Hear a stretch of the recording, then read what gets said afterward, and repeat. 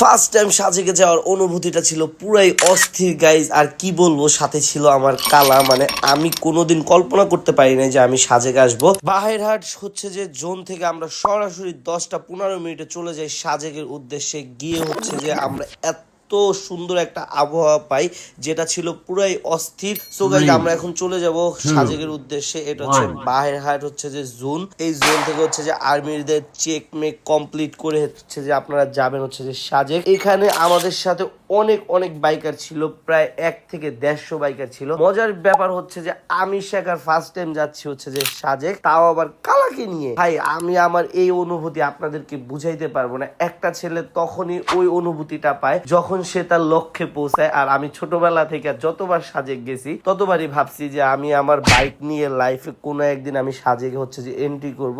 Event আমি হচ্ছে যে 2য় নাম্বার হয়ে, আমার ফ্রেন্ড হচ্ছে যে ফার্স্ট হয়, মানে সাকিব। ও হচ্ছে যে মানে আমরা বাইক নিয়ে ফার্স্ট টাইম সাজেকে ঢুকি, দেন হচ্ছে যে ফার্স্ট এন্ট্রি করি আমরা সাজেকে ফার্স্ট। আসলে আগুন লাগার আগের দিন হচ্ছে যে আমরা মানে সাজেক থেকে ব্যাক করি। খুবই স্যাড। আমরা যে রিসোর্টে ছিলাম ওই রিসোর্টটা অনেক সুন্দর ছিল, ওই রিসোর্টে একটা ভিডিও দেবো, বাট ওই রিসোর্টটা আজকে নাই। আমার খুবই খারাপ লাগতেছে গাইস। আসলে এটা এটা হচ্ছে যে প্রকৃতির একটা খেল, আসলে বলে বোঝানো যাবে না। বাদ দেন গাইস, তারপরে আসেন আমার ব্যাপারে। ভাই আমি তো এত এক্সাইটেড ছিলাম, আমি পাহাড়ের ভিতরে কিভাবে চালাইতে হয় ওগুলোও জানি না। তারপর আমি আল্লাহর রহমতে অনেক সুন্দরভাবে রাইড করে হচ্ছে যে পাহাড়ে উঠি। কুমিল্লা থেকে হচ্ছে যে আমরা সরাসরি সাজেকের উদ্দেশ্যে হচ্ছে যে রওনা দিছিলাম রাত 2টার দিকে।